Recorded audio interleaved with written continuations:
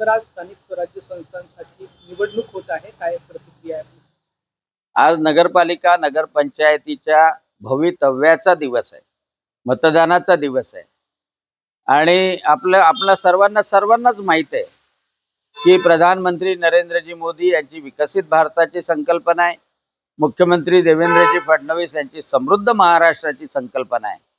मग या संकल्पनेपासून आपलं शहर वंचित न ठेवता आपलं शहरही समृद्ध झालं पाहिजे, सुंदर झालं पाहिजे, स्वच्छ राहिलं पाहिजे आणि सुरक्षित राहिलं पाहिजे, यासाठी आपल्याला निवड करायची आहे. आणि म्हणून आज लग्नाची जरी तीथ असली खूप मोठी, तरी लग्नाला जाण्याच्या पूर्वी मतदानाला जा.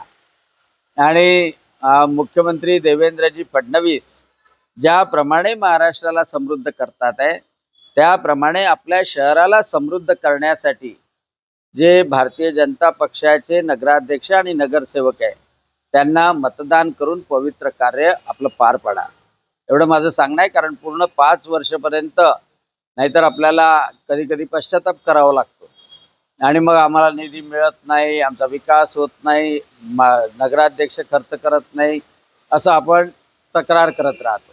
आणि म्हणून एका शिस्तीनं वाढलेल्या पक्षातले हे नगरसेवक आणि नगराध्यक्ष आपल्या भवितव्यासाठी आपण निवडावं, एवढीच माझी विनंती राहणार. तर अमरावती जिल्ह्यात भाजप आणि काँग्रेसमध्ये थेट लढत होत आहे. कसं चित्र राहणार आहे आणि काय वाटतं? खरं म्हणजे काँग्रेस याचा तर मागमूसही प्रचारात दिसला नाही. म्हणजे जसे काही त्यांचे नेते थिजले होते. आणि आता तर असं दिसत आहे की नगराध्यक्षामध्ये एखादा अपवाद जर सोडल्या गेला, चुकीनं झाला, तर बाकी पूर्ण नगराध्यक्ष निश्चितपणे हे भारतीय जनता पक्षाचे येतील. आणि 50% जास्त नगरसेवक हे भारतीय जनता पक्षाचे राहतील. आणि उर्वरित जे आहे त्यामध्ये मित्रपक्षाचा बोलबाला आहे. पण काँग्रेस असो किंवा शरद पवार यांची राष्ट्रवादी काँग्रेस असो किंवा उबाटा असो, हे कुठे आढळून येत नाही.